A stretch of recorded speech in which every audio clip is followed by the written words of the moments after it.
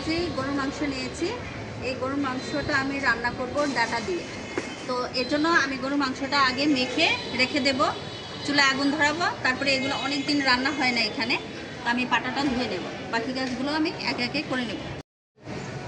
এখানে হলুদ দিলাম প্রায় 3 চামচ।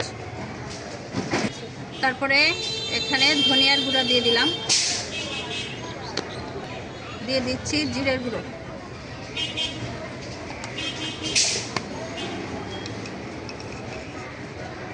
দেব স্বাদ মতো লবণ।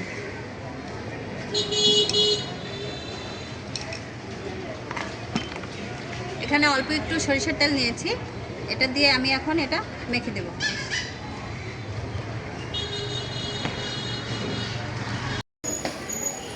যেদিনে এখানে আসি রান্না করতে সেদিনে এরকম হয়, চুলা একেবারেই ধরাইতে পারি না, এজন্য মানে চুলাতে সহজে রান্না করার জন্য আসি না।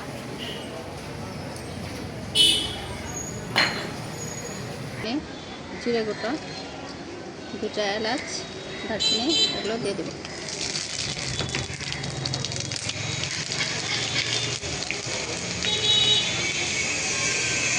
হয়ে গেছে, আমি মেখে রেখেছিলাম রসুন,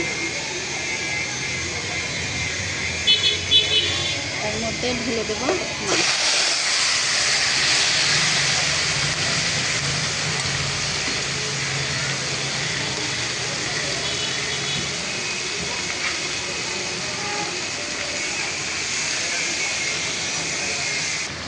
আমি নাড়ার জন্য সেমি আনতে মনে নাই, তো নেড়ে চেড়ে নিলাম। এটা ভালো করে কষাতে থাকবো, এটা কষতে থাকবে। আর আমি এখানে আপনারা নিশ্চয়ই খেয়াল করেছেন যে আমি শুকনো মরিচের গুঁড়ো দিয়ে দিই, তো আমি এগুলো দিব। এটা আমরা বলি কামরাঙ্গা মরিচ, এটা আমি বাটবো, তারপরে এই মাংসের মধ্যে দেবো। এখানে আমি 2 চামচ রসুন বাটা নিয়েছি, এই চামচের 2 চামচ নিয়েছি, তো রসুন বাটাটা আমি দিয়ে দিচ্ছি এখন। আর 2 চামচ আদা বাটা নিয়েছি, সেটাও দিয়ে দেবো। আগেরকার দিনের গ্রামের মানুষেরা এরকম ডাটা দিয়ে আপনার সুন্দর করে গরুর মাংস রান্না করে খেত। তো হঠাৎ আমার বাবা বেঁচে থাকা অবস্থায়ও এরকমই রান্না করতে হতো আমার মাকে। তো অনেক দিন সেই মাংসটা আসলে খাওয়া হয় না, এর জন্য করলাম যে আপনাদেরকেও রেসিপিটা দেওয়া হবে, আমার রান্নাটাও হবে।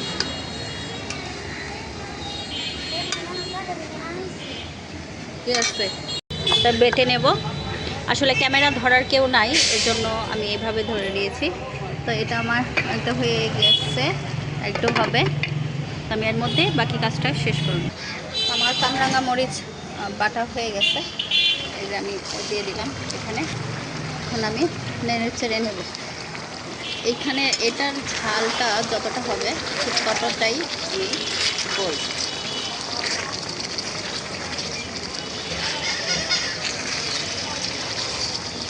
দেখেন কতটা সুন্দর হয়ে গেছে। তো মাংসটা সিদ্ধ হয়ে আসলে তারপরে আমি এখানে ডাটাগুলো দিয়ে দেব।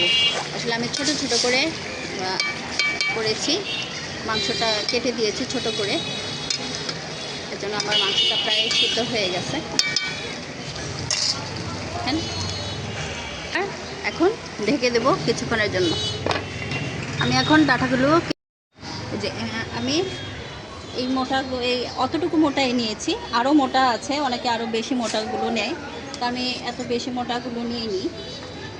আমি অল্প একটু মোটাই নিয়েছি। তো একে একে আমি সবগুলো ডাটা এভাবে কেটে ছিলে নেব মাংসের দেওয়ার জন্য।